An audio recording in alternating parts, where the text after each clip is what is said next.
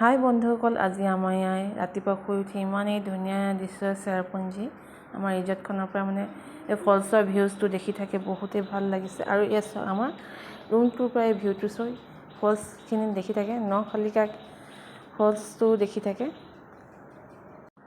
আৰু এতিয়া আমি ওলাই লৈছোঁ, চেৰাপুঞ্জী ফুৰিম আৰু আমি ৰিজৰ্টখনক বিদায় দিছোঁ।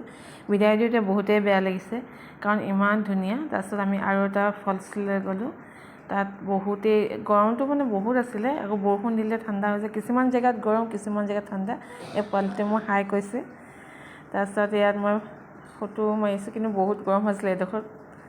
আৰু বহুতেই ভাল লাগিছে ফলছবিলাক চাই। আমি বাচি গ'লোঁ, আমি যেতিয়া গৈছিলোঁ তেতিয়া অকণমান ডাৱৰো পাইছোঁ। এতিয়া আমি নখালিকা ফলছলৈ গৈছোঁ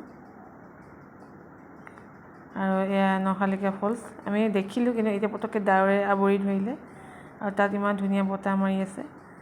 আৰু আমি যেতিয়া দেখাৰ পিছতে ডাৱৰে পূৰা আৱৰি ধৰিছে আৰু বহুতেই ভাল লাগিলে চাই। আৰু সৰু ভিডিঅ' দি থাকিম, আপোনালোকে ভিডিঅ'বিলাক চাই থাকিব।